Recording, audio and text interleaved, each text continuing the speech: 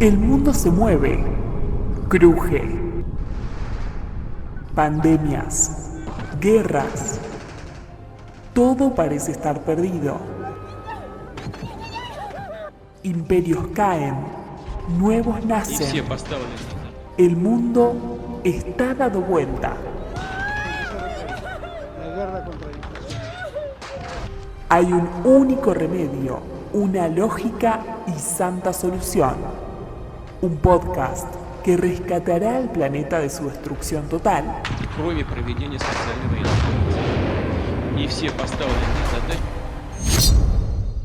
Es el único, el inigualable. BSO, Banda Sonora Original. Temporada 11. Somos cine. Can you fly, Bobby? Somos voces. You can't handle the truth. Somos experiencias. I am no man. Somos 10 años al aire. Diego Cirulo. Estamos hablando de una monstruosidad. Fabio Villalba. Básicamente le roba unos cheques, le roba más cheques a su abuela. Y su tropa te llevarán por el buen camino. What we've got here is failure to communicate. BSO, temporada 11. ¡Argentina! ¡Argentina! Escuchanos, léenos, acompáñanos, siempre por www.bsoradio.com.ar, Spotify y aledaños. BSO, una secta irresponsable, pero cariñosa.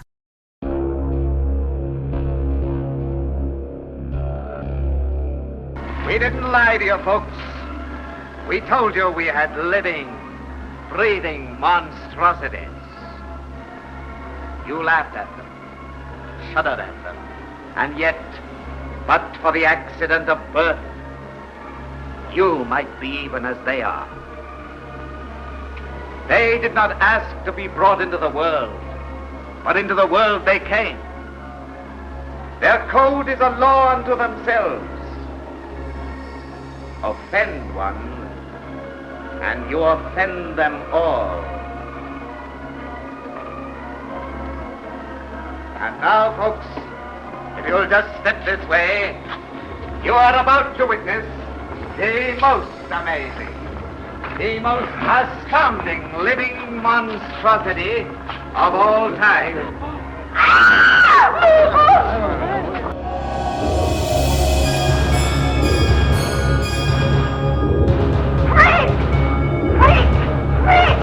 Get off of here!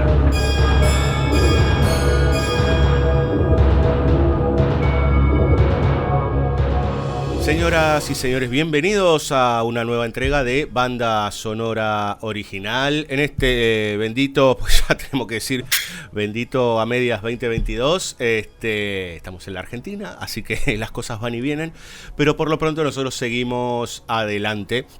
La verdad es que si hay algo que nos puede llenar de alegría es que venimos, sobre todo en esta temporada, pero es algo con lo que insistimos constantemente, es en tratar de meternos en lugares complejos o en lugares que todavía no se han abordado, tanto en BSO como por ahí en la mayoría de los programas que ustedes escuchan, en las redes o en Spotify, iBooks, Mixcloud, etc.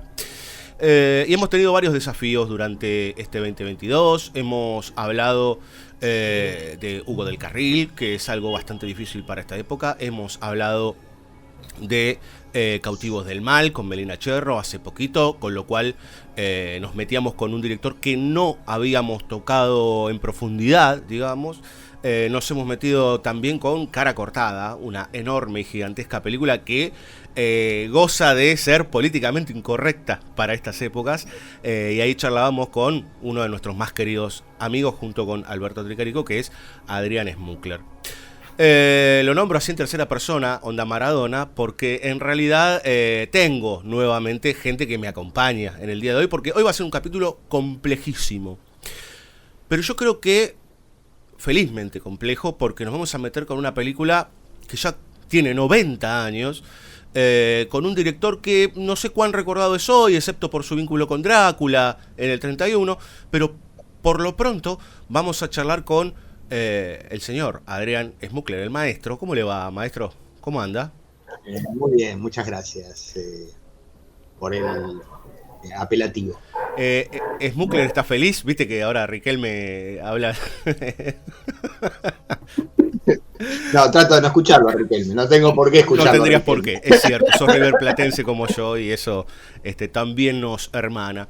Y por otro lado, bueno, tengo a una joven y querida amiga, yo todo lo que tiene menos edad que yo le digo joven, pero por lo pronto, ¿vieron cuando hay productores que van por sotoboche y que de repente aparecen, hablan, se van, pero que siguen rigiendo en las estructuras de los programas? Bueno, eso sucede hace ya un buen tiempo en Banda Sonora Original, además de Fabio Damián Villalba, que está en las sombras, coordinando todo.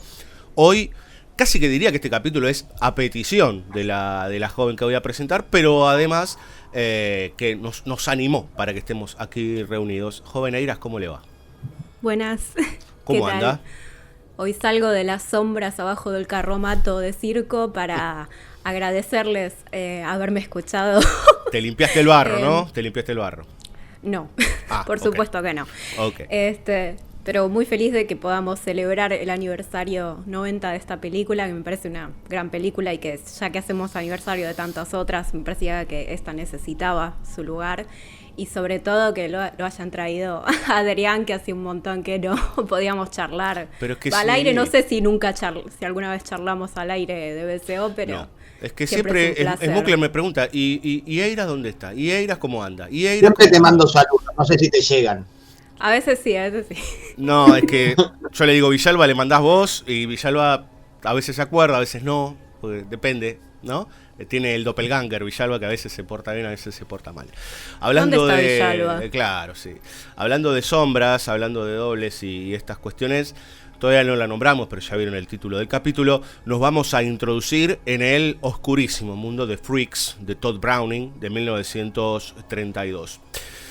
Decimos complejo porque en realidad, primero, es una época muy particular del cine. Estamos entrando en la etapa dorada del cine norteamericano. Estamos llegando a todos esos 30 y 40 que son fulgurantes, donde nos encontramos con enormes y gigantescas películas. Y por otro lado, tenemos que introducir un poquito dos ideas que creo que después me gustaría que charlemos tanto con Adrián como con Lu. Primero, empiezan a hacerse más importantes, años previos, pero ya se va asentando, que es la idea de los monstruos en el cine, ¿sí? Un año antes, decíamos, Browning dirigía Drácula, basada en la novela de Stoker, y ya teníamos indicios previos del propio Browning haciendo algunas películas, London After Midnight y un par más, en donde ya se metía con esos lugares monstruosos tan vinculados con un pensamiento que conecta la tirantez entre lo que es el liberalismo por un lado y lo tradicional por otro, y la puja que aparece allí. Pero me parece importante, antes de arrancar, algo que es un ejercicio que me parece muy piola, que es entrar por lo subjetivo y después meternos un poco más en la estructura. Es una estupidez preguntar si te acordás la primera vez que la viste, porque uno nunca se acuerda. Pero, Adri, vos, sabiendo sobre todo que Freaks, por todos lados lo que se habla es de la película que causó conmoción, la película que causó sorpresa, la película que se volvió de culto, etcétera, etcétera. ¿Vos tenés algún recuerdo, o ahora que la volviste a ver, esas impresiones como... Es una película muy especial. Sí, yo sí, me gusta porque si uno no se acuerda, supongo que hay gente que se acuerda de las primeras veces que vieron algo. El caso es que yo no me acuerdo. Yo tampoco, así que somos dos. Ahora le preguntamos a Lucy si se acuerda. Sí, me acuerdo, claro. ¿Cómo no se acuerda? ¿Cómo no te acuerdas la primera vez que viste? Obvio. Lo que sí me acuerdo, no es una película que haya visto muchas veces. Todd Browning no es un director que ahora me puse, cuando me dijiste veamos Freaks, a ver varias que no había visto y algunas que sí, que volví a ver. Parece que es un director además a investigar, a estudiar, digamos. bueno, uno no puede estudiar todo. Y claro. ¿No? Pero... No. No alcanza la vida. Y es cierto que es uno de los autores clásicos menos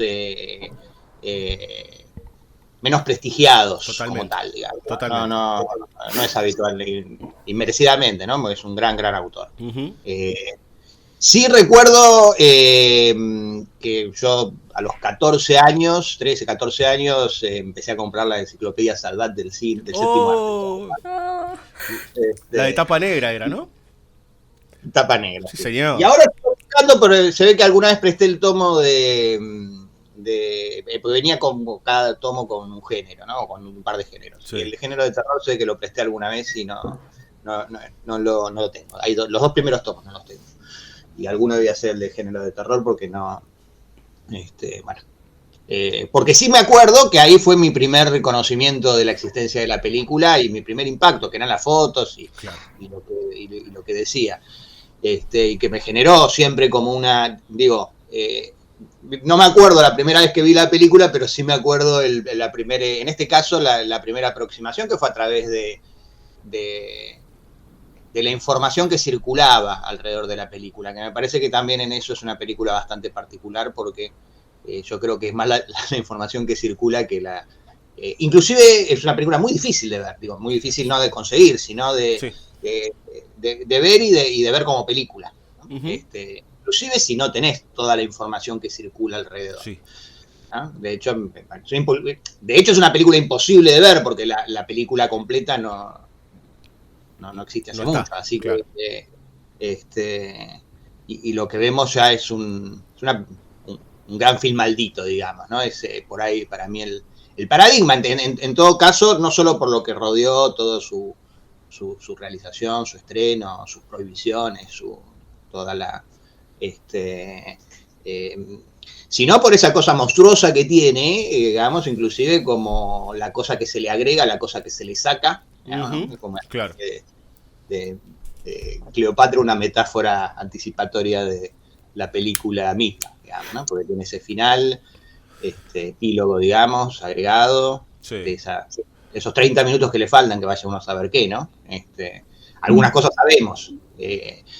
Así que sí, es como una película que aparte marca me parece, en mi cinefilia en todo caso, mi amor por el cine, y creo que no excluyentemente mío, digamos, una especie de límite, ¿no? Franqueable, un límite en todo caso con lo que tiene el límite, ¿no? Que separa y al mismo tiempo uno puede pensar que conecta, ¿no? Porque es el lugar donde pasan cosas, entre muchas cosas, digamos, ¿no? Que en todo caso podemos ir ir aproximándonos en la medida, ¿no? Es una película única y totalmente irrepetible, digamos, ¿no? Y eso me parece que bueno. Nada, y eso también es una película muy incómoda, digamos, es muy difícil de poner en un determinado lugar. Claro, digamos, sí, ¿no? Totalmente. Sí, me parece que es uno de los valores grandes que tiene. Totalmente. Lu, hablando de incomodidades. Bueno, sí, yo recuerdo la vez que la vi por primera vez. También era adolescente, solo que no fue por la enciclopedia Salvat, fue por una serie de recomendaciones que no recuerdo si venían de una entrevista por escrito o en video a Tim Burton. Yo les dije que lo iba a nombrar. Empezaba, recomendaba un montón de películas que habían sido influencias en su cine y estaba entre varias, como no sé, de Mario Bava o las clásicas de Universal, estaba entre todas esas esta película. Y por razones de azar, en el musimundo del shopping estaba el DVD con estas que traían como 2 películas en el mismo disco y venía esta con, creo que era Las manos de Orlac. Entonces fue como venga, y con otras más al mismo tiempo, como compra de DVD y panzada de cine de terror. Los famosos discos donde venían 2 películas en uno y todo eso. Exacto. Emerald, claro. Los amigos de Emerald. Claro, tal cual. Y entonces recuerdo haberla visto y haberla visto en contexto con un montón de las otras películas más o menos contemporáneas que habían sido todas catalogadas dentro de lo que era el cine de terror, aunque esta película en sí, como decía Adrián recién, es un poco incómoda de catalogar porque... Es medio imposible. Si uno se pone realmente como puntilloso a mirar escena por escena, es muy poco lo que podría ser el cine de terror, o lo que por lo menos en ese momento se entendía como cine de terror, más allá de que había, por supuesto, toda esta tradición, sobre todo post Primera Guerra Mundial, de que el horror consistiera en las desfiguraciones, las cuestiones corporales que se iban de lo normal, o las desfiguraciones por el conflicto bélico, por cuestiones de nacimiento, bueno, toda la explotación también de ese tipo de atracciones, entre comillas, o de cuestiones relacionadas al cuerpo. Y bueno, ahí lo tenemos dando vuelta a Lon Chaney en esos años, padre. Justamente iba a hablar de eso ahora, que Adrián decía que por ahí uno no recuerda tanto a Todd Browning ahora o en los años después de su momento de auge de carrera, tal vez porque la figura de Lon Chaney se comió mucho lo que es la figura de Todd Browning, pensando en que, bueno, tuvieron una amplia colaboración en el cine, más allá de que alguna parte se haya perdido y no tengamos acceso hoy en día. Sí, en sus colaboraciones es muy claro la idea del trabajo sobre el cuerpo, de esa como obsesión sobre trabajar los límites de lo físico visualmente, ¿no? De Lon Chaney a través del maquillaje, y Browning claramente con cierta obsesión sobre qué le pasa a las personas que tienen y que al mismo tiempo tal vez buscan correrse a ese lugar de persona con una cuestión física diferente. O sea, creo que esto es más claro que en vez de decirlo en abstracto, que vayan a ver las películas en las que colaboraron Chaney y Browning, porque realmente son muy interesantes para todo lo que es ese tratamiento de aparte, la cuestión física. Digo, también en lo contextual, vos decís de la posguerra, digamos, ¿no? Entonces, podemos hablar de un montón de películas, inclusive por ahí está dando vueltas antes, ¿no? El hombre que ríe, digo, hay un montón de películas que por ahí hablan sobre esto de la desfiguración. También pensemos que a algunos no les gusta esto, pero la idea de que esto es pre-code, digamos, también hay un montón de cosas que ahí empiezan a verse con mucha más efusividad, por decir algunos gestos. Digo, acá tenemos mujeres sin corpiño, por ejemplo, lo cual es algo poco usual en el cine, o por lo menos en el cine posterior, pero me parece un dato no menor que Browning había sido actor, había estado creo que en Intolerancia, pero más allá de eso había tenido una conexión con el circo en su momento. Entonces me parece que, sobre todo cuando le llega la propuesta por el relato de este corto, que es un cuento, ¿no? Después Spurs, Espuelas, y el tipo lo ve y inmediatamente se siente atraído por un mundo que él ya había vivido de alguna manera, ¿no? Sí, me parece que es una doble conexión, por un lado con este pasado circense propio, y por otro lado con otra anécdota aparentemente de su vida que él tuvo en su momento, creo que fue alrededor de 1915, un accidente muy feo de auto, donde incluso murió otro actor, y que lo dejó marcado en el cuerpo con ciertas desfiguraciones propias. Entonces me parece que justo esta película es la que viene a explotar como todas estas cosas que estaban flotando en el aire, como obsesiones propias de su cine o su forma de ver el mundo. Total. Adri, metámonos y vamos tratando de navegar en esto que va a ser un mar de dulce de leche espeso, porque es bastante complejo, pero vayamos metiéndonos en el universo de Freaks, ¿no? En este circo que se nos abre en primera instancia con un título que dice Todd Browning's Production Freaks, y hay un gesto ya inmediato, Adrián, que me parece que sería bueno charlarlo, que es justamente esos títulos se rompen por una mano que está del otro lado nuestro y empieza la narración, o empieza la primera parte o el corchete de una narración que después se hará efectiva. Sí, sí, bueno, es un gesto clave. Vos recién decías esta cuestión de de la época, que es una época todavía en forma, todavía, ¿no? Con el todavía subrayado en formación. Sí. Aparte con una transformación muy grande que a Todd Browning le costó a su... el sonoro. Claro, que tiene que ver con el sonoro, ¿no? Sí. Inclusive... Se nota mucho en esta película eso. Sí, se nota más en Drácula, que es un año anterior, inclusive en comparación, bueno, yo estuve viendo bastantes películas ahora de Browning con sus películas inmediatamente anteriores, ¿no? Claro. En cuanto al ritmo, la fluidez y demás, ¿no? Porque aparte los equipos de sonido eran muy pesados todavía en esa época y además hay cuestiones de lenguaje, ¿no? Que me parece que son relevantes porque el sonido le agrega una presencia, el hecho de... hay como una codificación, ¿no? Que en los recursos de puesta en escena, particularmente en lo que tiene que ver con la actuación, que... Son muchos planos de cine mudo. Hay muchos planos de cine mudo. Hay planos de cine mudo y sobre todo hay una transposición en la actuación cuando aparece el sonido y aparece una naturalización de la situación que no existía en el mudo, porque el mudo no tiene sonido. No solo por el reemplazo en la gestualidad de cierta indicación de tono, que cuando uno habla está en la manera de decir, digamos, y no necesita estar en el gesto. Claro. Entonces se complementa con eso y que es como, digamos, de pronto pasar de la carbonilla al óleo, claro. Digamos, y qué sé yo, digamos, otra cosa expresiva, otra materia expresiva, que genera dificultades, ¿no? Que me parece que inclusive se notan en cierta tosquedad, digamos.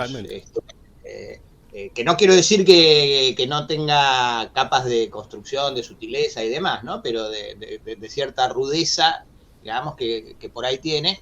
Y que en ese contexto, digamos, hay una cuestión también, bueno, recién hablaban de Luda incorporaba la cuestión esta de las monstruosidades y de la catalogación, en todo caso, como película de terror, que aparentemente así fue pedida, ¿no? Parece que Talbert le dijo. Sí, fue un pedido de la MGM, porque, si no recuerdo mal, Browning se va de Universal, y MGM, cuando ve el éxito, ¿no? Recordemos que en ese momento empiezan a aparecer todos, también después aparece Frankenstein the Whale, etcétera, etcétera. Le piden esta película y bueno, este es el resultado, digamos, ¿no? Sí, aparentemente están mirando en la trivia de IMDb hoy. Hay un montón de parece que Talbert le pidió al guionista original algo horrible, algo que sea. Y que cuando lo recibió el chabón y dijo, eso. Bueno, no importa, me estoy desviando.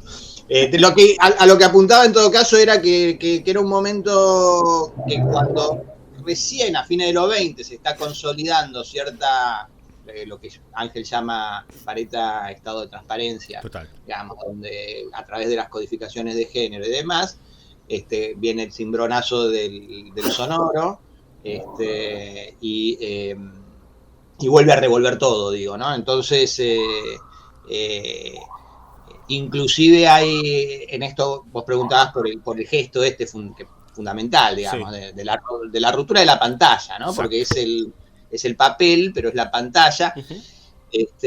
Y en este remar en dulce de leche o en el barro que tiene la película es muy difícil separar ciertos elementos porque me parece que se invaden y se contagian con muchos otros, ¿no? Pero en principio hay como una...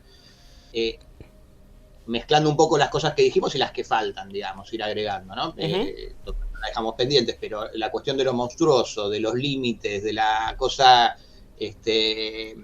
incatalogable, inclasificable, hay un juego constante en la película sobre la noción de la representación. Total.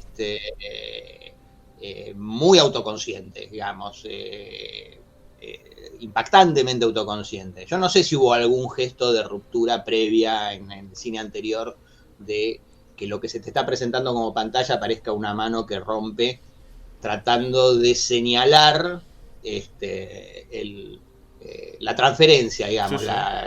El carácter de la pantalla y de la posibilidad de ruptura, de atravesamiento y de lo que salga. Sí. Digamos, que tiene que ver mucho con los límites, obviamente, entre qué es lo monstruoso y qué no es lo monstruoso. Exacto.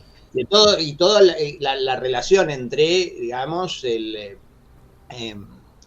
esto que decía de límite, ¿no? Que el límite es poner una división, dependiendo en qué caso y de qué manera, entre que al poner la división separás cosas que no necesariamente son separables, claro. ¿No? Entonces me parece que eso atraviesa a lo largo toda la película en muchísimos elementos y de una manera, digamos, como subtexto de casi cualquier eje temático que tomemos, digamos, ¿no? Entonces, en relación con esto también hay como una cuestión que sí no tengo claro cómo funcionaba la difusión de la película, la publicidad de la película, pero entiendo que había como una intención de señalar que las monstruosidades vivientes, como la presenta el presentador, eran reales, o sea que efectivamente era gente que estaba interpretando, y ese es un gesto muy perturbador, digo, ¿no? Y yo cuando decía que es muy difícil de ver la película, también es muy difícil verla, porque es muy difícil dónde poner, digamos, a los personajes en la tensión que siempre hay en el cine entre, bueno, ahí, qué sé yo, entre Humphrey Bogart y sus personajes, claro. ¿No? Entre cuándo empieza el personaje y cuándo empieza el actor. Total. La expectativa, digamos, ¿no? En las expectativas que uno deposita en el actor y en el vínculo con el personaje. Sí, pero también en, qué sé yo a veces señalo, digamos, cuando hay una escena de sexo, y que se prolonga y que entran los detalles y que cuando empezás a ver que es el personaje haciendo el amor o franeleando o apretando con el otro, y cuando empezás a ver que son los actores, digamos, que se están tocando. Claro. Y en ese sentido, digamos, hay como una, en términos de géneros, una primer separación problemática, digamos, en el cine, que es entre documental y ficción. Sí. ¿No? Entonces, bueno, obviamente la película también es un documento sobre... siempre, toda película es un documento, aunque sea un documento de cómo se representa una determinada época, ciertos ideales o ciertas perspectivas.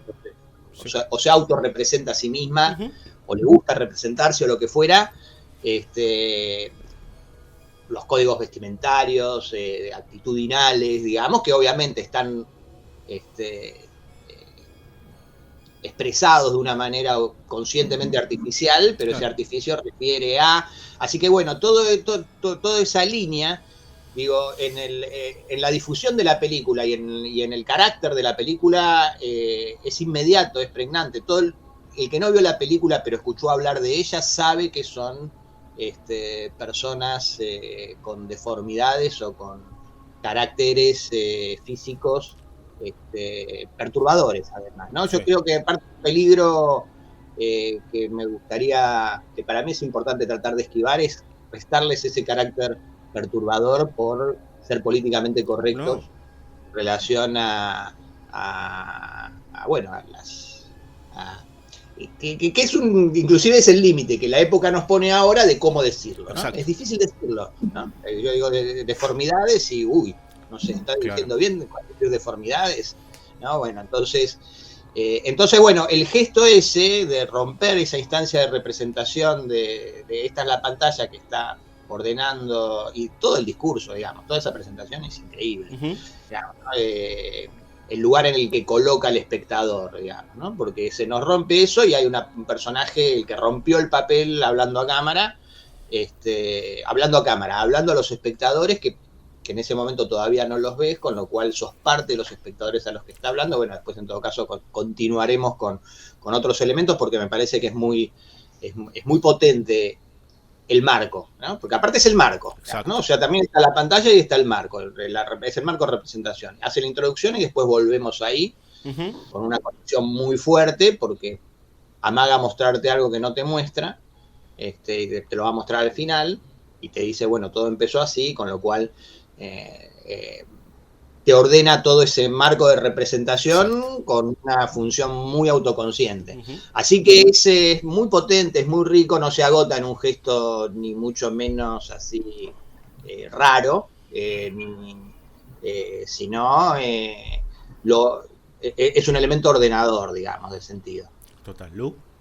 Sí, no solamente está esta cuestión de que te hace como un teaser de lo que va a venir, de la historia que te va a contar a partir de ese marco, sino que además te presenta la reacción de eso que los otros espectadores, que son parte de tu grupo, digamos, por cómo está armada la apuesta, están viendo y vos todavía no. Entonces vos ya tenés flotando esa idea de hay algo ahí que causó horror. El horror está ahí abajo y entonces te genera esa tensión de quiero ver o no quiero ver qué es lo que está ahí. Y como justo va a haber todo un trayecto hasta que podamos ver eso, tenemos esa tensión transitando las escenas que después, más allá de esta deformidad, de esta cuestión que mencionaba Adrián recién, del horror o de cierta incomodidad que puede presentar ver esos cuerpos, están en un contexto tan cotidiano y tan distante de ese tipo de horror que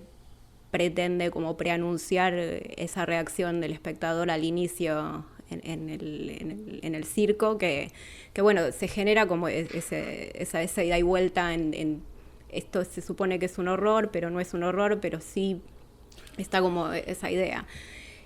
Sobre lo que preguntabas recién sobre el gesto de romper el afiche. El cartel, el afiche, claro, de dónde coloca al espectador.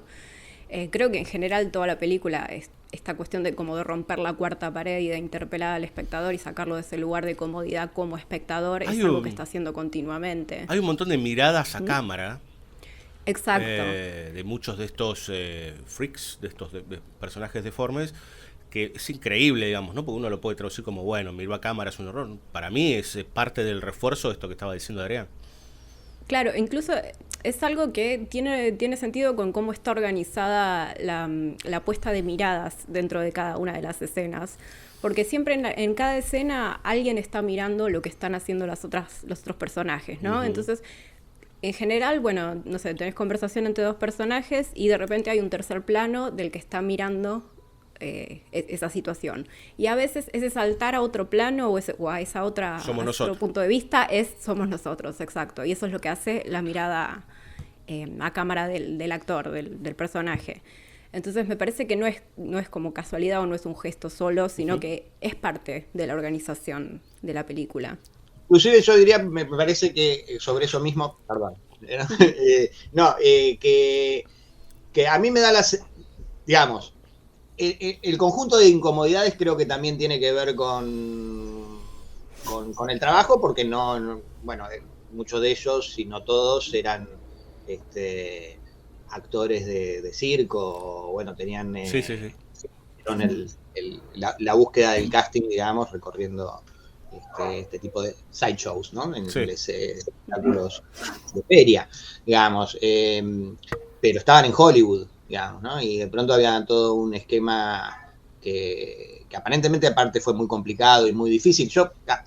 Y muchas de esas miradas a cámara de los freaks son de los pinheads o de los que tienen aparte no solo una cuestión física, sino de... Con lo cual yo creo que no eran deliberadas, digamos, sino que eran integradas, y que juegan con esa ruptura de una manera. Por eso digo, esa tensión entre documental, digamos, uno está viendo todo el tiempo al freak actuando, de hecho casi todos se llaman, no tienen nombre de personaje, el nombre del personaje es el nombre real del actor, de la actriz, o el nombre en todo caso artístico, porque no algunos tienen decir que hacen el cameo de su propio personaje, con lo cual hay como funciona, no sé, cuando aparece alguna, no sé, si es una película y aparece algún periodista o algún político que hace de sí mismo, bueno, está haciendo de sí mismo, pero esa parte, entonces ahí hay como una cuestión de esto que digo, el límite entre documental y ficción. También juega en esa, porque aparte toda la película, ahora bueno, una cosa trae la otra, ¿no? Está jugada como afuera de la representación, ¿no? El backstage. Exacto. Digamos, ¿no? Entonces te está mostrando el otro lado también, ¿no? Así como te muestra con la ruptura de la pantalla, te muestra ese otro lado. el lado de intimidad, ¿no? Porque hay muy poco de preparación del show, digamos. Sí, hay 3 o 4 o del show en sí mismo, digamos. Creo que ves un par de planos y ya. El resto es todo lo que al rodea el principio. circo. Sí, el interior, ¿no? Claro. Lo que hay adentro, Claro. lo que hay atrás, Claro. lo que Sí, está escondido. Exacto. En esa representación. Entonces, ahí es donde esos límites, también eso la ponen en ese lugar medio maldito, inclasificable, ¿no? Maldito también por inclasificable, digamos, ¿no? Porque entonces, ¿dónde la acomodamos? ¿No? Total. ¿Dónde la acomodamos? En cuanto a género, pero mucho más ¿dónde la acomodamos? Nosotros. Nosotros, claro, en nosotros, digamos, ¿no? Sí. Sí, como que viene a darle una vuelta también de tuerca a lo que era el cine de atracciones en sí, donde ibas a mirar la escena puntual que tenía algo extraordinario para mostrar y hacer un espectáculo de eso. Sí, o los Hollywood Reviews, digamos, ¿no? Con los bailes y los cómicos y los acróbatas, etcétera, que eran muy típicos ya años antes.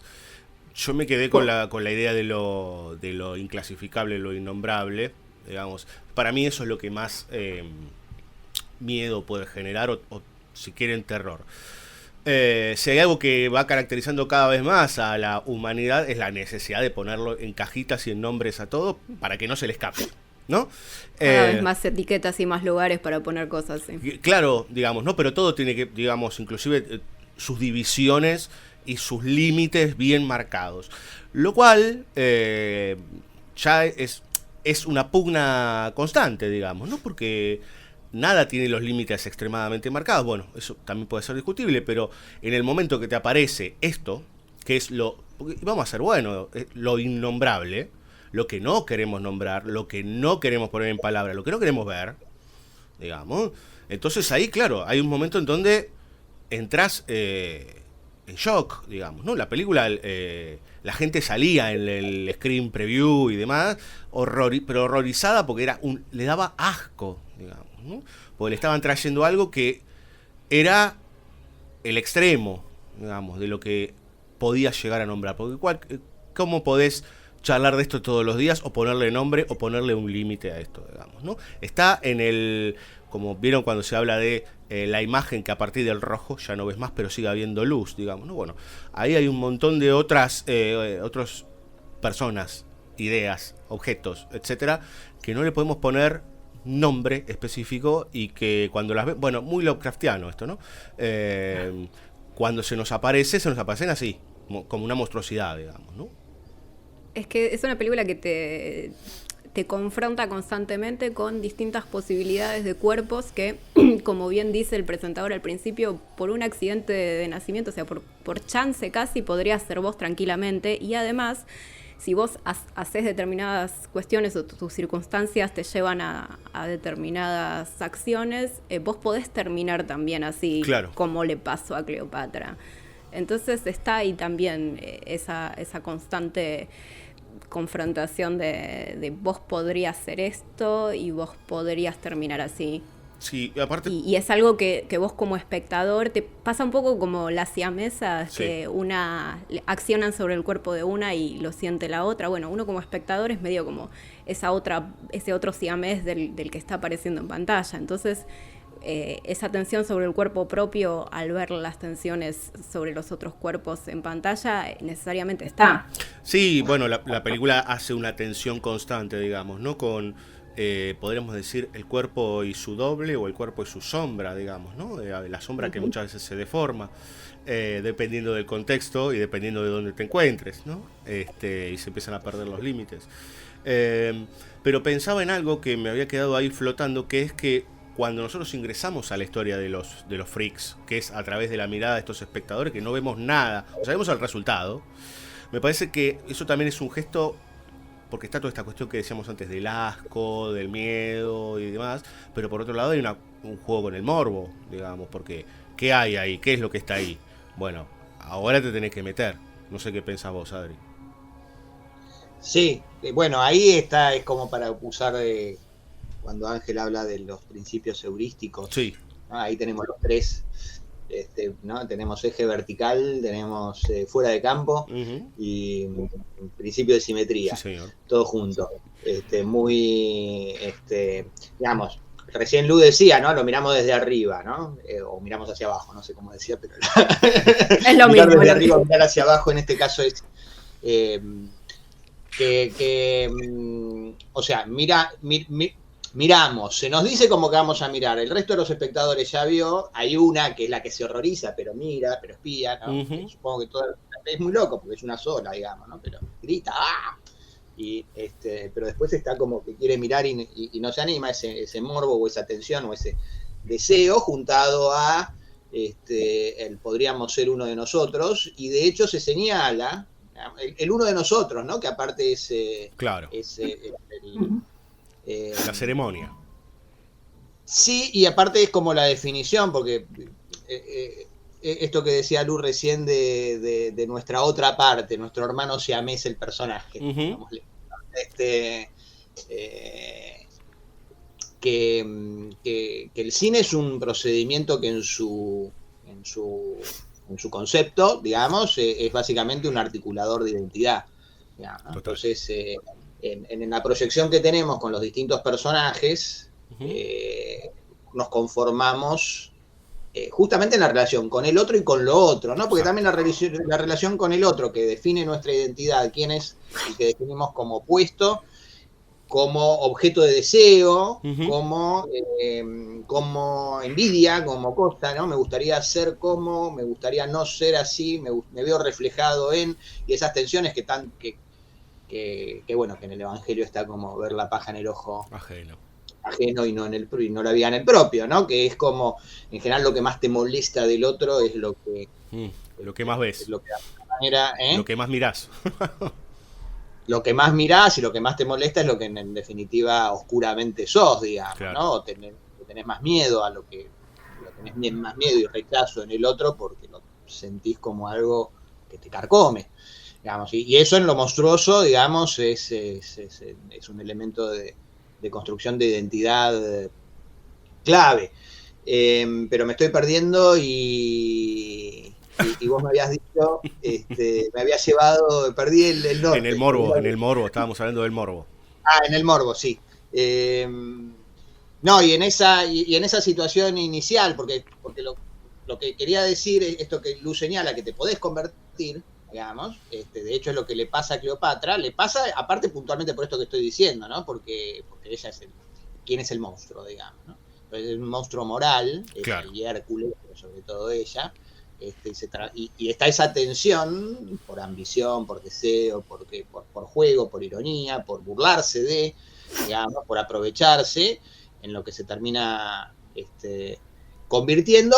Bueno, no sé, está la escena final y está lo que se sacó de la escena final y demás, que en todo caso lo podemos dejar para más adelante, pero en toda esa transformación, digamos, que va operando. El deseo es central, el deseo central en el morbo, digamos. El morbo es como el lado oscuro, si se quiere, del deseo y tiene una relación totalmente dialéctica, claro, con eso. Entonces, nuestra mirada se junta, digamos, no está en lo que quedó de Cleopatra, nos oculta lo que quedó de Cleopatra, digamos, toda la película es el fuera de campo de esa transformación, pero la vemos desde abajo, a través de los ojos deseantes de Hans, digamos, que la tiene idealizada ahí arriba, ¿no? Que se va a transformar porque era el pavo real del aire, digamos, sí. Que supongo que en inglés no tiene esa cosa despectiva, lo de pavo real, no sé, bueno, en español tiene ese peacock of the air, que se transforma en la mujer pato, digamos, ¿no? Claro.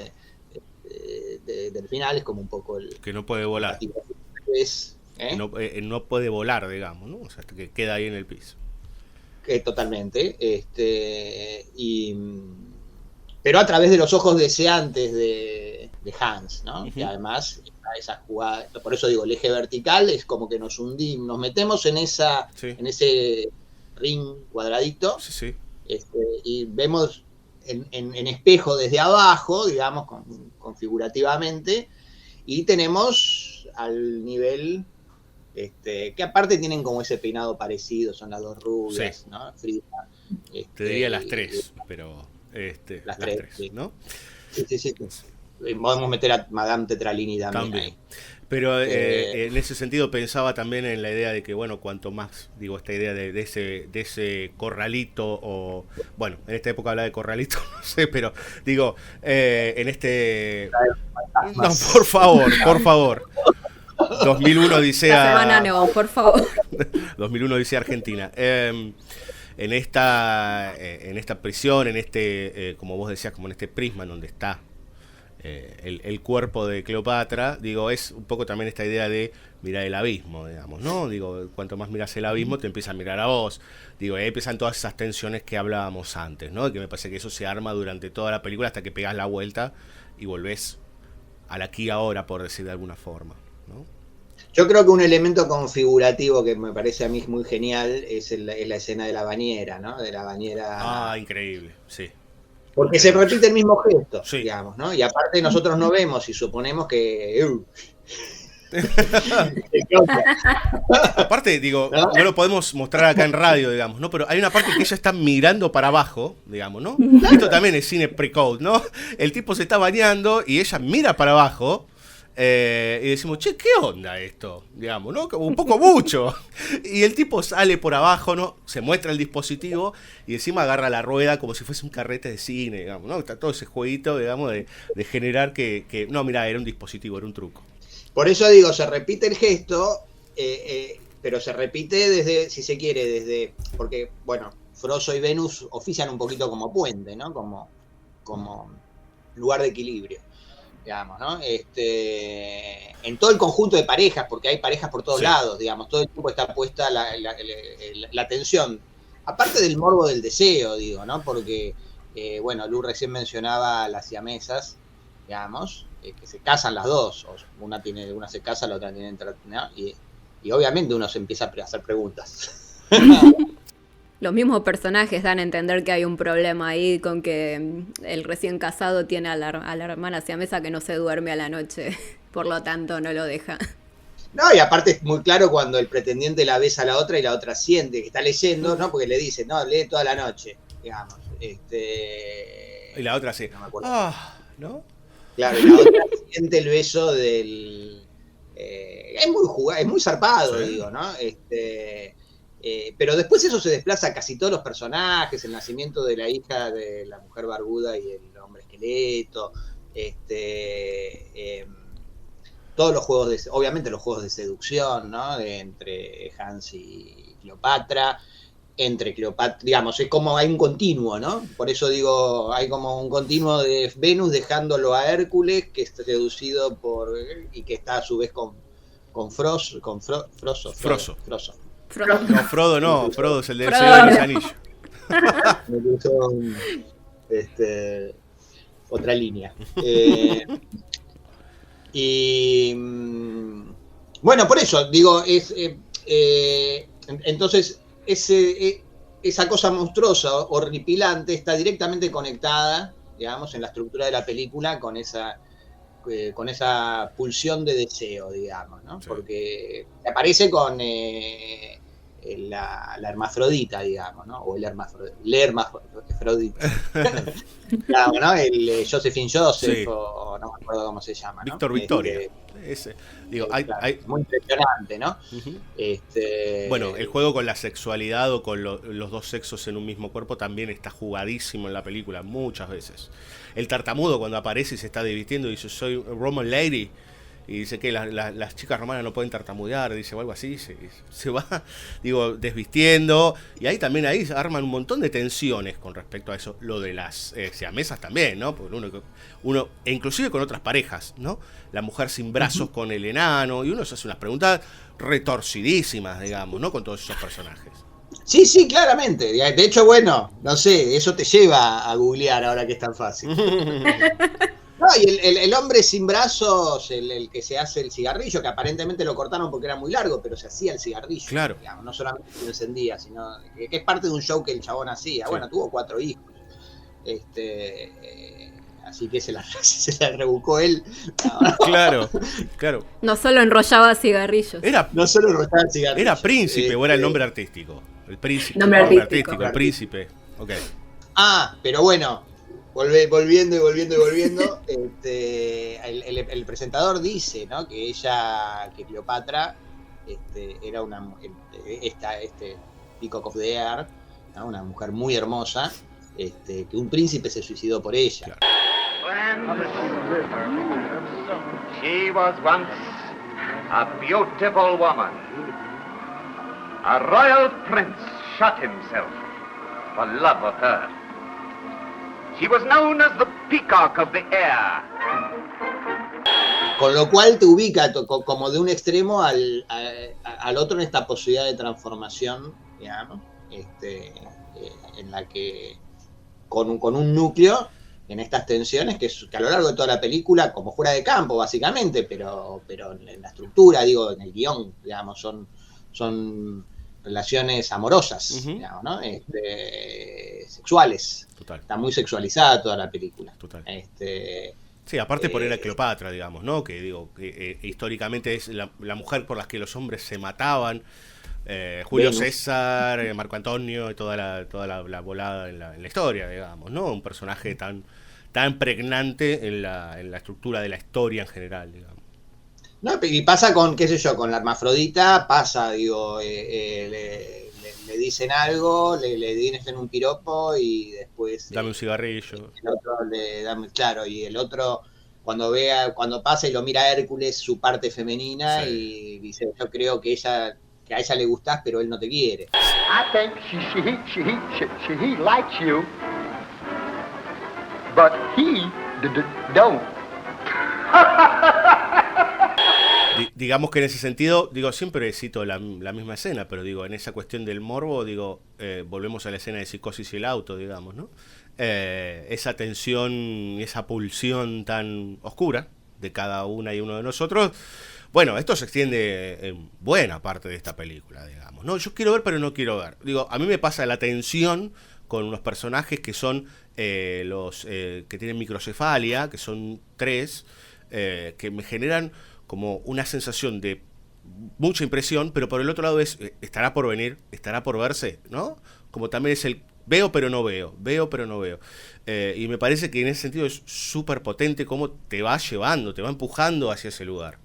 No, me quedé pensando en esto de la tensión entre quiero ver o no quiero ver, sí. Que en mi caso por lo menos me pasó mucho más fuerte en otra película de Browning, que es The Unknown, sí. Con Lon Chaney, que es gran película, por cierto, y también una buena película para ver en conjunto con esta, me parece, donde ahí la cuestión de la tensión sobre la mutilación o la posible mutilación corporal, creo que es una tensión mucho más fuerte de esto de no sé si quiero ver lo que, o sea, no sé hasta dónde puede llegar a ir la película, hasta dónde se pone el límite de lo que te va a mostrar, que me parece como mucho más fuerte que por ahí este tipo de cuerpos que de entrada es como que no te los está ocultando, más allá del retraso de ver el estado final de Cleopatra, los cuerpos en sí de los otros freaks aparecen, no es que están sugeridos y van apareciendo de a poco, no. Más allá del tratamiento que después tengan en los últimos, no sé, 10, 20 minutos de la película,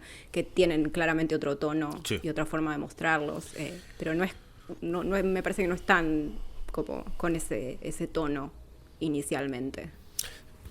No. Me parece, no, a ver, yo lo que entiendo, sí, está bien, estoy de acuerdo como procedimiento.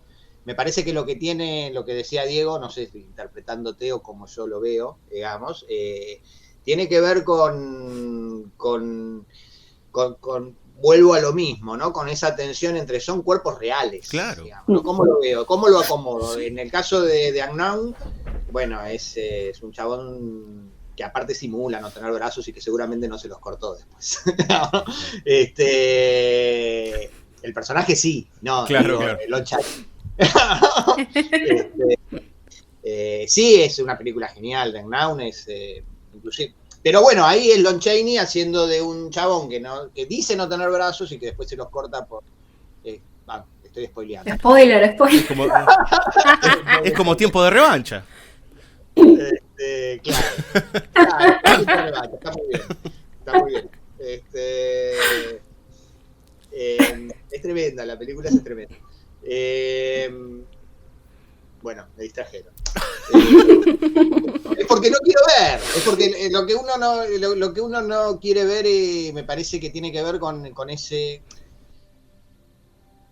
Diego también lo mencionaba antes, creo, como, bueno, ese no querer ver, también es un no poder, o lo innombrable, ¿no? Claro. También lo innombrable es porque hay un punto en lo que hay cosas que no se pueden, exacto, efectivamente. Están vedadas. Entonces vos podés seguir corriendo el nombre o con multiplicar las catalogaciones, digamos, de ciertas cosas para... que tampoco está mal, digo, me parece que está mal cuando vos pensás que entonces ya le limaste el misterio, digamos, no está mal agregarle eventualmente o modificar las categorías que empleamos socialmente o para aprender algo. El tema es saber que hay algo que escapa a esa categoría. Total, siempre. Total. ¿No? Entonces, es algo... por eso digo, la película estuvo creo que 30 años prohibida en Inglaterra, y ahora puede ser recuperada. De hecho, las modificaciones que se le hicieron trataron de suavizar, de limarle las garras, claro, digamos, para mí es fundamental que no esté ese final, digamos, ¿no? Aparte, inclusive en ese plano, en el plano en que la persiguen a Cleopatra, se lo ve por un instante a Hans, digamos, persiguiéndola, y tengo entendido que la película terminaba con que el árbol donde está ahí le caía un rayo y ella y todos los deformes, todos los freaks se le tiraban encima, ¿no? Y también lo castraban a Hércules, digamos, ¿no? Entonces en el final aparecía, ese final parece que está perdido, pero aparecía Hércules cantando como soprano, digamos, ¿no? Porque había sido castrado. Claro, con lo cual también ahí se cerraba de un modo muy, muy concreto la cuestión de este morbo sexual. Claro. ¿No? De una manera muy, muy directa. Entonces, bueno, lo que yo entiendo que decía Diego, como para redondear la idea, para mí tiene que ver con eso, con esa... te lo estoy mostrando, es así, no te oculto nada. No te oculto nada, en todo caso hay una cuestión con uno, digamos, Johnny Eck, ¿no? El medio hombre, ¿no? El que camina con las manos. Bueno, tampoco también hay muchas cosas. De hecho, uno de los pinhead, de los cabezas de alfiler, digamos, microcefálicos, digamos, es un chabón que está vestido de mina. Schlitze. ¿No? Sí. Entonces, bueno, hay como... Y con esta apelación, digamos, porque también funciona la construcción simbólica, me parece, por ese efecto de contagio, digamos, ¿no? Entonces...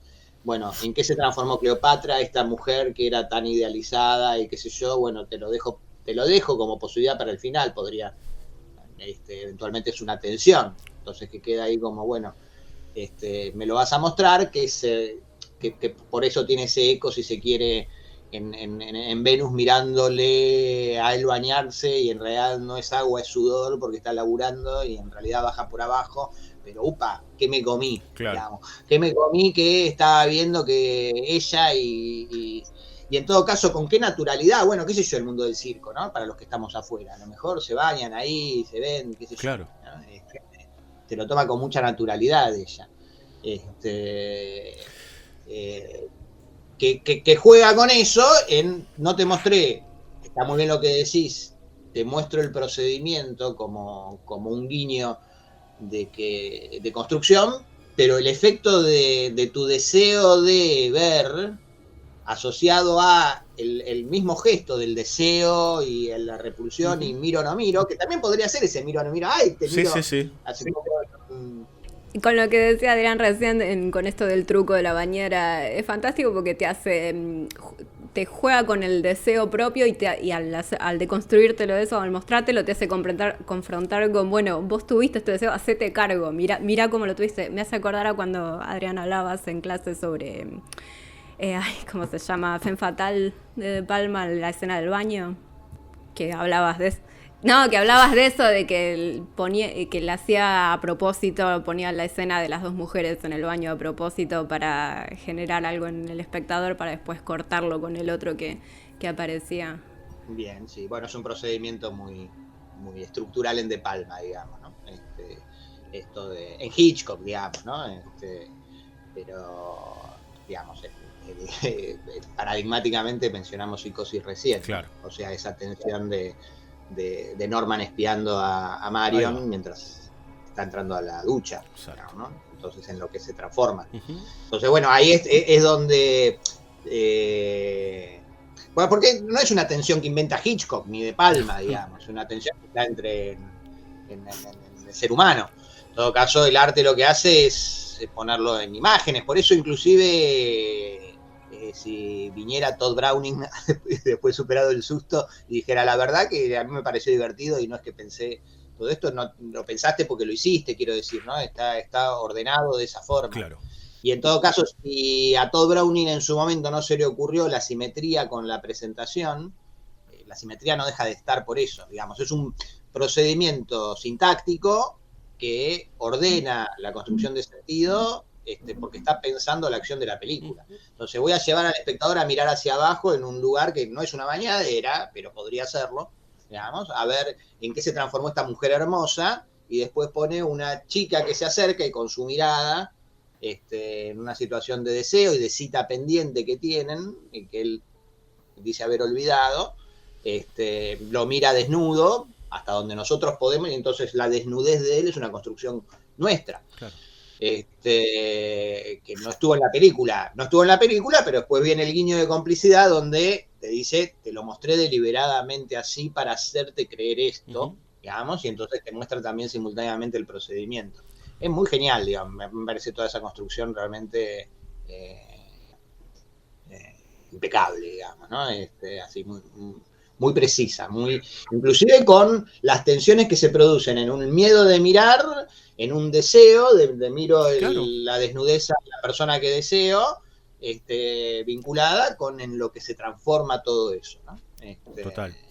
Por otro lado, pensaba en digo, más allá de esta tensión, que me parece que es como la tensión troncal de la película, el mirar, no mirar, los márgenes, bueno, lo que estábamos charlando hasta recién, pero me parece que hay algo que no le podemos escapar, que es, digo, podríamos decir el pequeño cuentito, que es el que se nos es narrado, que básicamente habla de una comunidad, digamos, ¿no? Y de la irrupción de, podríamos decir, el individualismo, el egoísmo y otros cantares en esa comunidad, y que no es parte de ellos, por decir, ¿no? Hay toda una idea de acción y reacción de esa comunidad en vínculo, sobre todo con Cleopatra, que es la que quiere es sacarle toda la plata a Hans, al enano, y Hércules.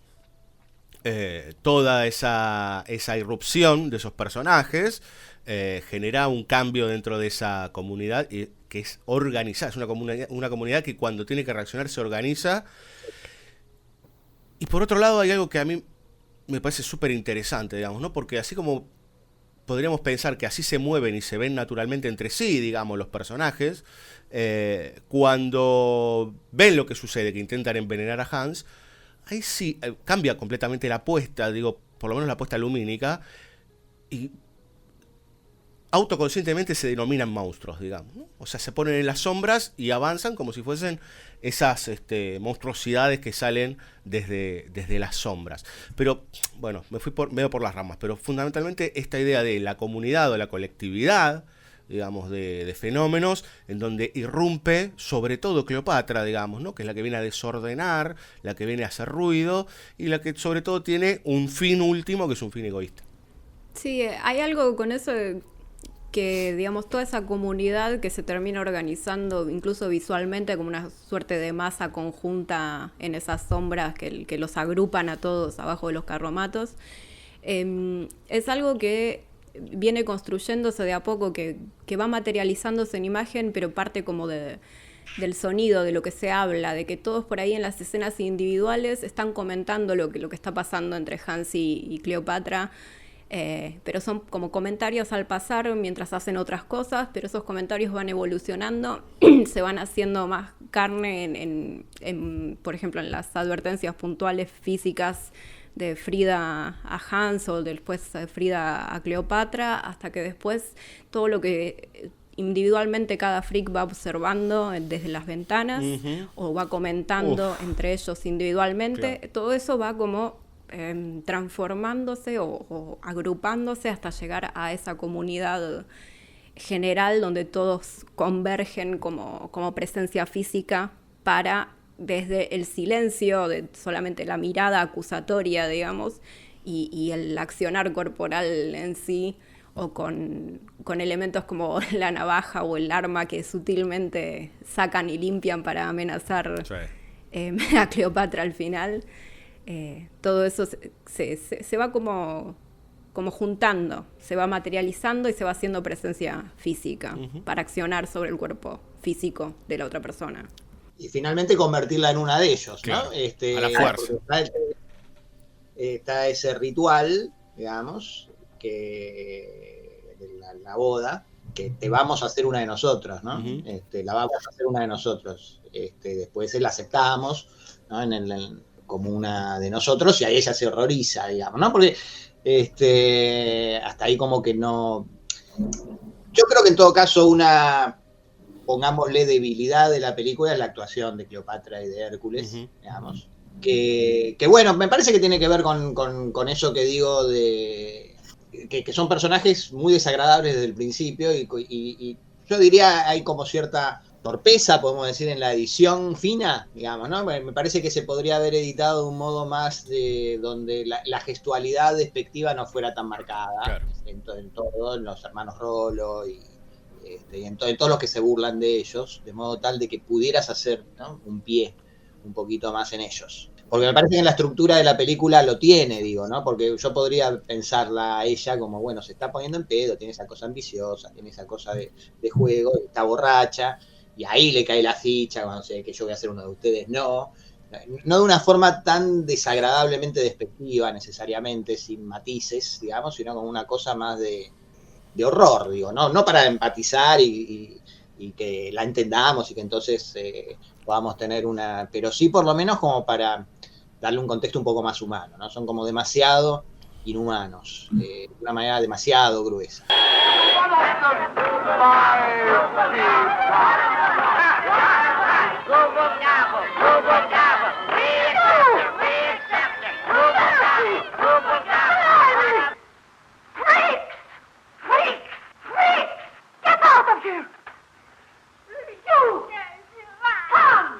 Get out! You heard her! Get out!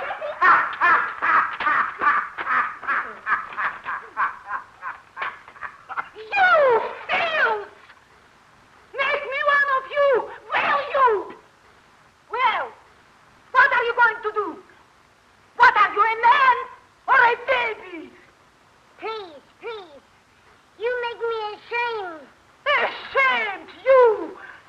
Oh, holy jumping Christmas!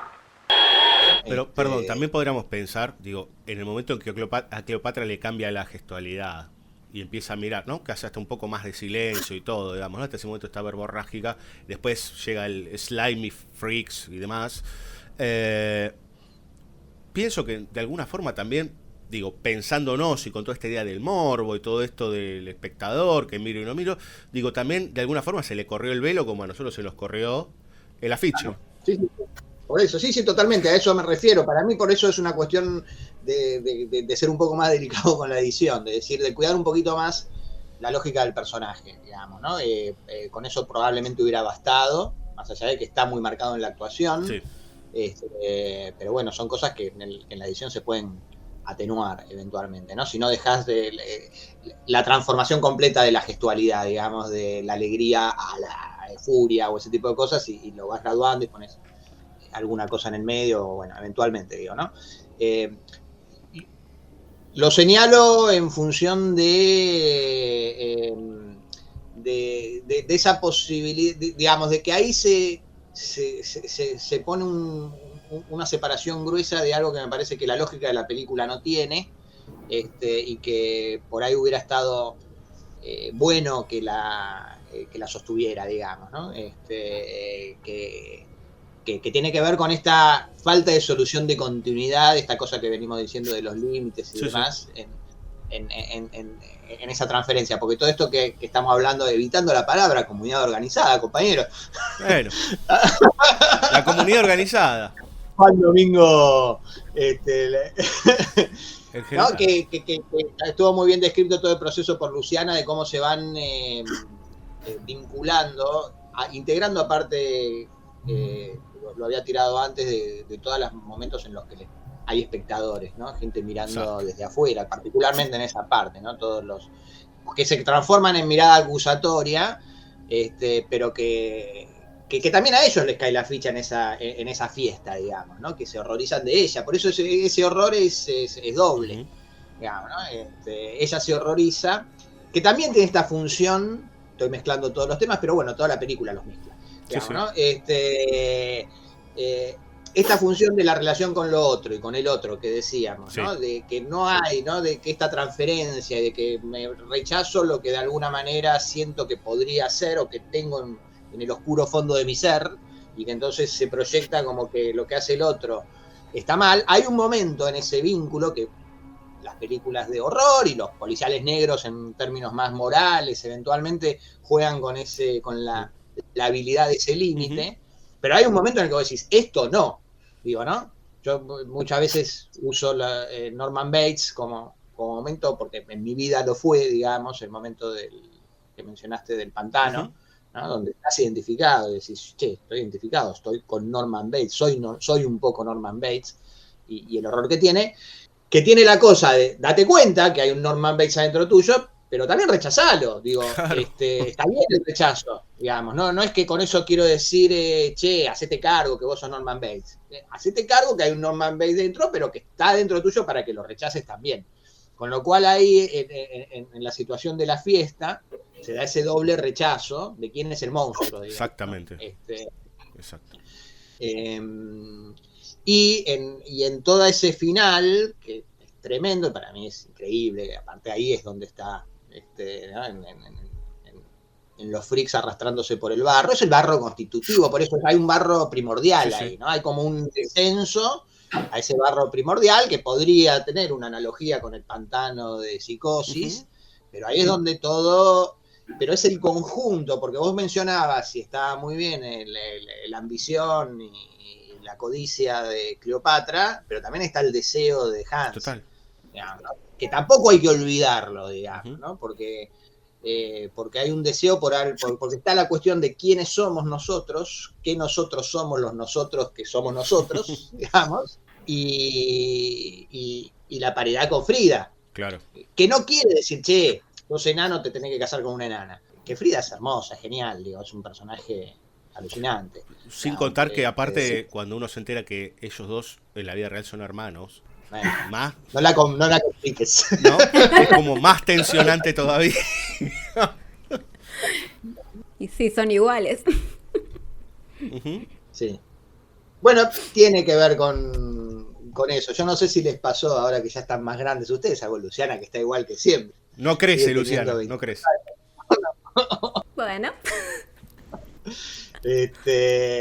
Y ya por ahí tienen amigos, no digo ustedes, pero que tienen hijos. Claro. ¿No? Cuando aparece la situación de decir a quién se parece, yo he descubierto que las parejas suelen ser mucho más parecidas que lo que te das cuenta hasta que tienen hijos y decís, ¿a quién se parece? Se parece, mira, son parecidos. ¿No? Hay una tensión con la otredad, digamos, donde también hay el vínculo con el que efectivamente y afectivamente te relacionás. Hay una relación de complementación que es posible en la medida en la que también hay una analogía, claro. Digamos, ¿no? Es tu complemento, pero hay la manera de encastrar, digamos. Y hay manera de encastrar porque Luciana no sé qué está pensando, porque se está riendo. Hablaron de encastrar. No sé, va por la cabeza, yo no dije nada. Estabas hablando de encastrar, Adrián, entonces... Aparte, el gesto con las manos no lo pueden ver. Claro, no es que hiciste así, no es que hiciste como... No. Claro, no hice ningún gesto que motivara a esto. Esto es para probar que no crecí, ¿viste? Claro, ahí está. La evidencia. No, pero por otra parte pienso que, digo, en una pareja está esta idea de ciertas semejanzas y vínculos, similitudes, como también hay tensiones, conflictos, digo, ¿no? Como inclusive características del otro que niegan a uno mismo y viceversa. Digo, está... A ver... esa frase que parece de perogrullo. Le echas la culpa a tu pareja, la responsabilidad, si no la culpa, de ciertas cosas que en realidad depositas en tu pareja, porque te resulta más fácil que sea la otra parte la que hace lo que vos necesitas, pero no querés hacer. Claro. ¿Viste cuando la frase esa que parece de perogrullo, ¿no? La vida es conflicto, pero un poco es eso. Digo, es la tensión constante, digamos, sobre todo en estas estructuras de pareja, en donde hasta hay cosas en donde nos empieza a ver algo simbiótico, ¿no? Gestos similares, un montón de cosas, y bueno, muchas veces el resumen está en los hijos, digamos, ¿no? Con todas esas contradicciones. Y en ese sentido, digo, bueno, la película está plagada de estos dobles y parecidos y similitudes. Entonces, Venus, que es la diosa del amor, con Cleopatra, que es esta especie de trepadora y qué sé yo, entonces hay tensiones con eso, las dos son mujeres hermosísimas, todo el juego con los enanos, digamos, ¿no? En el sentido de, vos decías recién que la chica, digamos, es hermosa, pero a la vez también pertenece a todo a ese cuerpo de freaks, por decir de alguna forma, entonces todo el tiempo es una tensión. Sí, aparte está totalmente como en variaciones que son casi infinitesimales, digamos, porque entre los freaks tenés el tragasables, la mujer barbuda, ¿no? Tenés el hombre volcán, el que hace el lanzallamas, ¿no? Sí, escupe fuego, yo qué sé, no sé cómo se llama. Por eso hay como una bueno, qué tan... Claro. ¿no? Y bueno, después tenés enanos, y tenés tipos de enanos distintos, ¿no? Total. Porque es un enanismo muy distinto el de Hans y Frida que el de los enanos mafiosos, el de los enanos gángster, que son increíbles, los dos con los cuchillos, me parece alucinante, digamos, ¿no? El plano de, perdón, ¿no? Pero volviendo otra vez a términos sexuales, pero en el momento que el enano, no se rían, pero el momento que el enano, teniendo la Cleopatra enfrente, hay muchos mitos alrededor del enano. Claro. Pero el enano teniendo enfrente a Cleopatra, que la están amenazando, saca la navaja retráctil y la abre, digo, mamita querida. Lo que quería subrayar, que no sé si llega a subrayar, es ese lugar de Hans, deseante de algo que no lo quiero poner en estos términos porque no es que no le corresponde, digamos, porque no podría estar con una mujer porque de hecho aparece mencionado por Frida, ¿no? Yo sé que hay muchas mujeres que te están con deseo, digamos, ¿no? De todas formas, digamos, y es muy lindo porque cuando habla con Venus, porque Venus y Froso los toman a todos como personas, ¿no? Y él le dice en ese momento, ¿no? Te estás burlando de mí, le dice a Cleopatra, ¿no? No, porque él lo haría, qué sé yo, ¿no? Y le dice, bueno, mucha gente grande se burla de nosotros, no se dan cuenta, ¿no? Le dice. Are you laughing at me? Why, no, monsieur. Thanks, I'm glad. Why should I laugh at you? Most big people do. They don't realize I'm a man with the same feelings they have. No, y aparte me parece que está bueno porque aparece como guarda, ¿viste? Claro. Digamos, no me toques, tocas a uno de nosotros y tocas a todos. Fabio quiere decir algo. En relación a eso, a mí me gusta mucho. Bueno, no importa, vamos, sigamos. En relación a eso, me gusta mucho la escena cuando... Le presentamos a Fabio Villalba. Y no lo dejamos hablar. Con ustedes. Música de circo. Ay, ¿trajiste la navaja? Déjenlo hablar. Están distrayendo a los oyentes, a los futuros oyentes los están distrayendo de lo que venía diciendo Adrián, que es lo único que voy a señalar y me retiro. Que en relación a eso, de permitirse ser hijos de puta, pero no solo a los, vamos a decir, a los freaks, sino a la comunidad, me gusta mucho cuando Froso se ríe del chiste de tartamudo, de, bueno, Cleopatra está a dieta, porque lo ven saliendo a Hans del carromato, y Froso, que viene siendo como el más bueno con todos, ¿no? Y como el más amable, se puede permitir, ni siquiera se lo puede permitir, lo hace naturalmente, se ríe tranquilamente porque sabe que no hay nada más ahí que el hecho de haber entendido el chiste. Bueno, que es la misma, tiene particular simetría con la risa de Hércules cuando el tartamudo le dice, a ella le gustás, pero a él no le simpatizás, digamos, ¿no? Y se empieza a reír a carcajadas, digamos, ¿no? Bueno, hay una parte que... Y también ese gesto de Frozo está muy subrayado cuando el chiste que le enseñó Johnny Eck, digamos, el gag, digamos, que es aparecer sin cabeza. Claro. ¿no? Que un golpe y aparezca sin cabeza como un monstruo más que se ríe. Porque esa escena también es muy linda, porque él está contándole el sueño, que probablemente se lo está inventando a Venus, y Venus está enganchada en el sueño que le está contando, y llega Johnny a interrumpir, digamos. Sí. That reminds me. I had a swell dream about you last night. Oh, you did? Yeah. You were standing in a bathing suit on a rock. Yeah. You know, like a statue. And the wind was blowing through your hair, and the waves were washing around you. And your figure. How it stood out. It looked great. Say, you have got a good figure. Oh, do you think so? Sure. Hey, Say so. Frozo! Did you try that gag I told you about? Yeah, I did, and it was a wow. Get up here, Johnny, and I'll show it to you. I did everything you told me, and it laid him right in the sawdust. Watch this, Venus. Watch this. Hello, Venus. Hello, Johnny. Say, Frozo, what else did you dream? Then the dream changed. We was in Paris. Paris? Yeah, at the opera, right in the front box. We was all dressed up. Oh, gee, what'd I have on? And did I look swell? Everybody was pointing at me. They were saying, that's Frozo, the clown.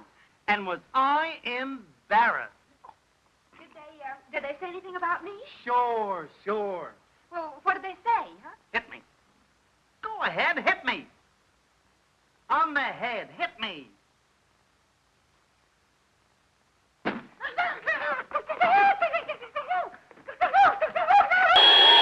Está totalmente integrado, digamos, ¿no? Él le enseñó el truco, se lo sugirió, y ella primero lo mira como mal a Johnny porque le está interrumpiendo el relato, ¿no?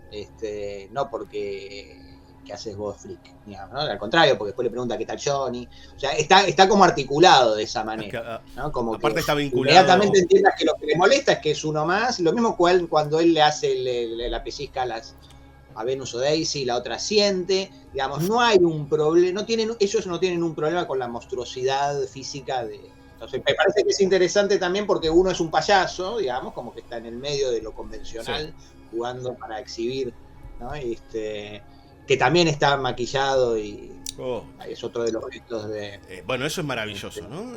Toda esa escena en donde Venus se está separando, bueno, que también está todo ese juego, ¿no? Venus era la pareja de Hércules, se va del tráiler, entonces ahora empieza, o ya empezaba, ya estaba teniendo una trampita ahí con Cleopatra, Hércules, y se lo cruza a Frozo, digamos, ¿no? Todo ese momento en que él la mira mientras se está por lavar la cara y él revela su identidad y demás, me parece increíble, es increíble el tiempo, digamos, ¿no? que tiene él de mirada, cómo la percibe, hay hasta uno dice, bueno, acá hay deseo y después eso se concreta, digo, hay un montón de cosas ahí súper interesantes. Y Venus misma que no está desarrollado, pero que es como la domadora, que aparece solamente un momento metiendo a la foca en la jaula. Sí.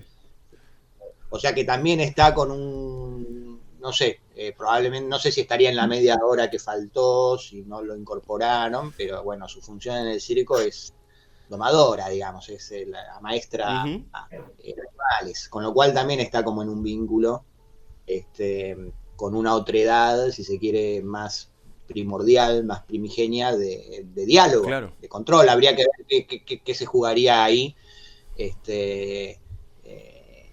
en esas tensiones, ¿no? Pero sobre todo esa idea de que todo eso va confluyendo en ese barro original. Por eso para mí también hubiera estado muy bien, por lo menos como aparentemente era, la presencia de la tormenta, porque también están en tránsito, hasta ahí estuvieron siempre enfocados, entonces empezó a mover, empezó la tormenta, empieza el barro, y eso es muy físico como está mostrado, digamos, donde todos los freaks se arrastran, no necesariamente, digo, ¿no? Porque no tendrían, porque lo vimos caminando un montón de veces, salvo al príncipe Randión que no tenía. A mí me parece que ese gesto también es los freaks haciendo una puesta en escena, digamos. Digo, en arrastrarse, mostrarse como amenazantes, en las sombras, todos embarrados, digamos. Sí, hay una cierta justificación buscada, que yo creo que está para que no sea que ellos se hacen los que, digamos, porque sería como raro. Bueno, ahora nos arrastramos para... Pues lo que digo innecesariamente me refería a que está puesto en escena, pero yo diría, yo lo pondría más en...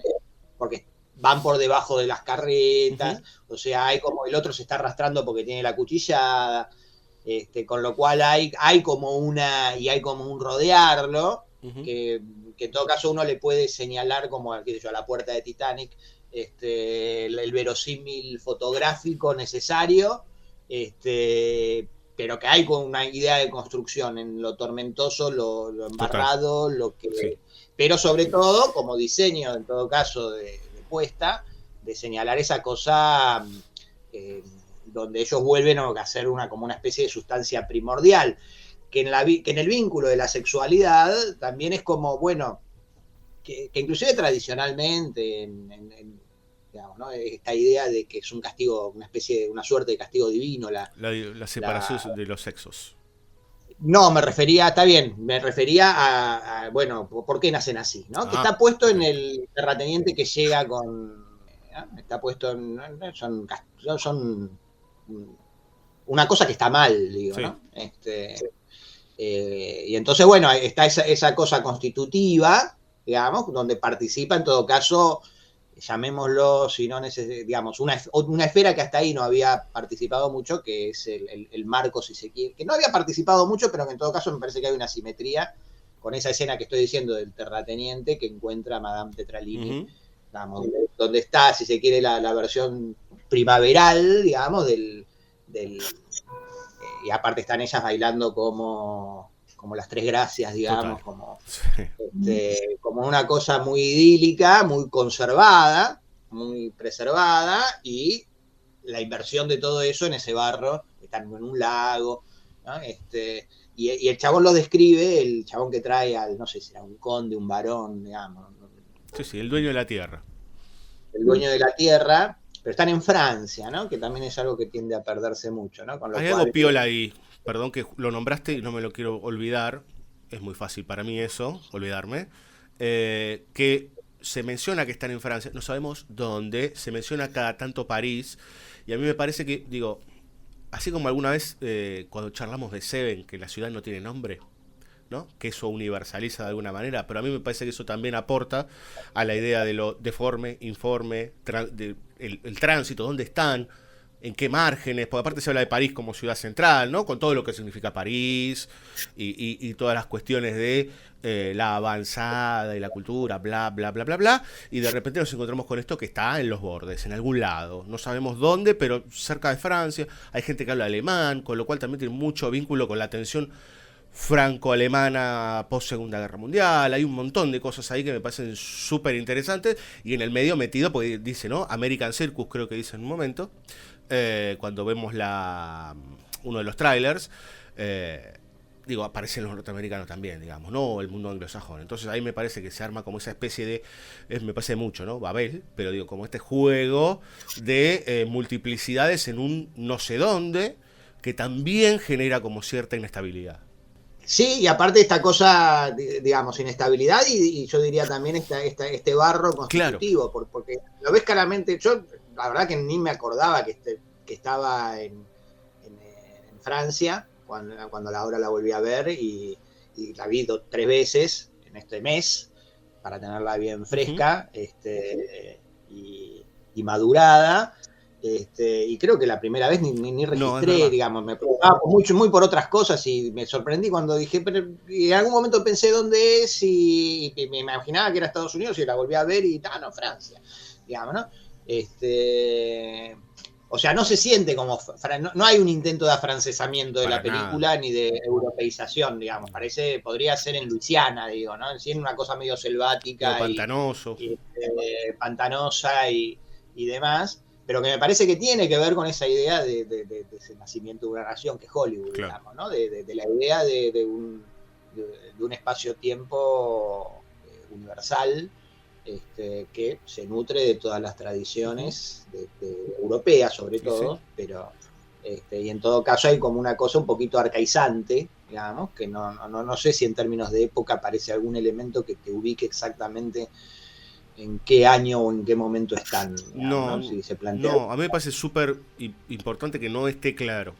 Por eso digo, bueno, está el arma que tiene, el revólver que tiene Johnny Es una Luger, digo, ¿no? Es un arma alemana. Sí, da esa, digamos.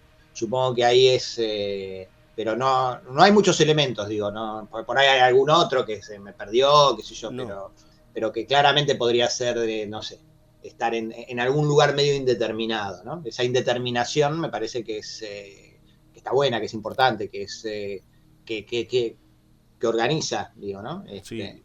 Esa cosa universal, yo digo, también está la cosa de la intencionalidad y de, no digo fatalidades en un mal sentido, sino de así como que son señalizaciones que eventualmente no aparecen porque son parte del código de época, entonces digo, digamos, ahí está la voluntad del cine como institución, digamos, en Hollywood, de convertirse en un relato universal, digamos, en un relato que no esté situado, bueno, esto pasa porque está en el nordeste de México o en el sur de Francia, digamos, sino que es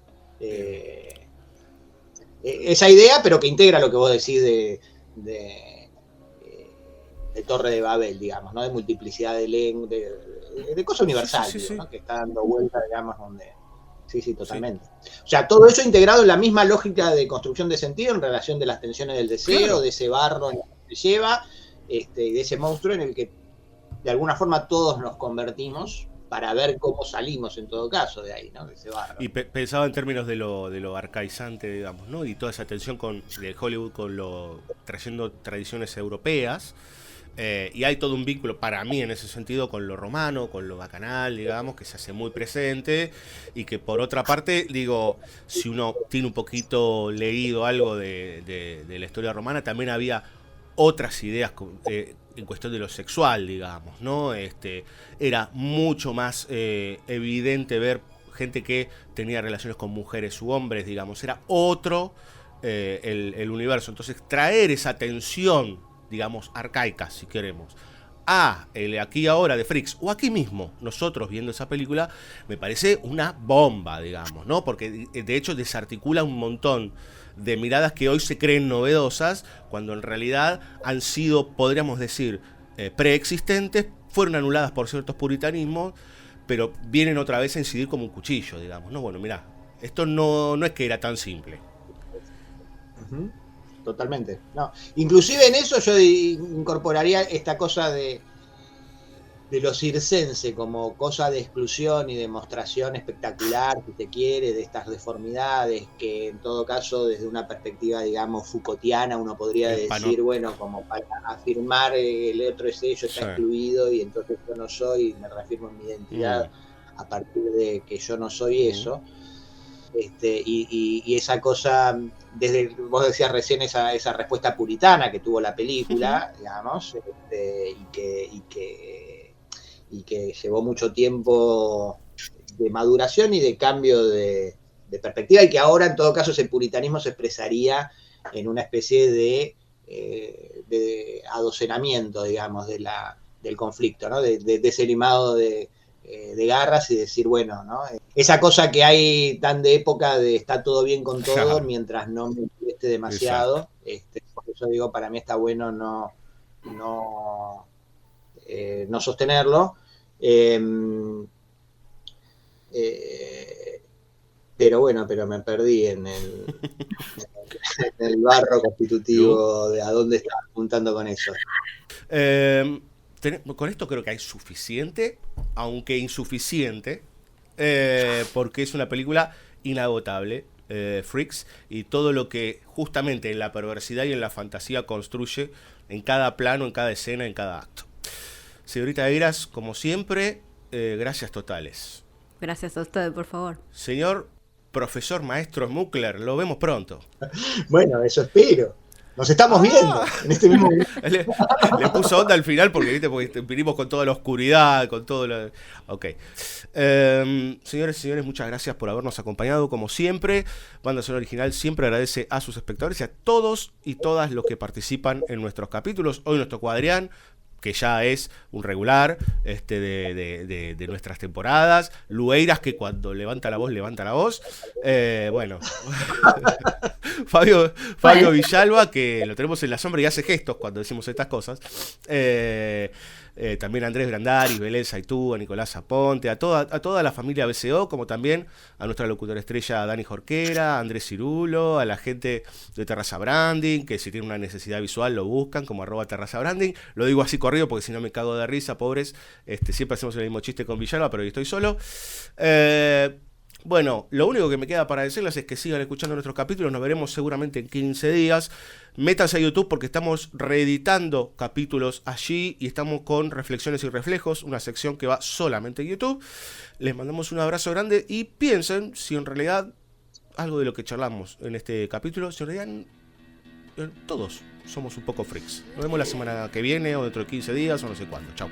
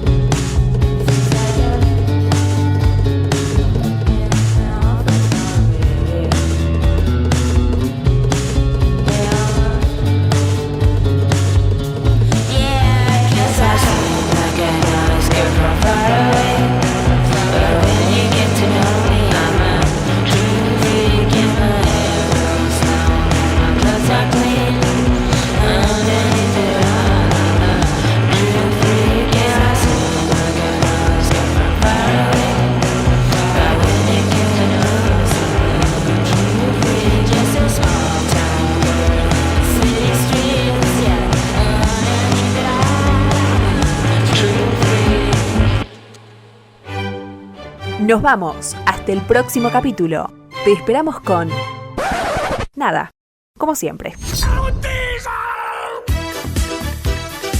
Seguinos en www.bsoradio.com.ar y también en Facebook, Instagram, Twitter, iBooks, Spotify y Mixcloud.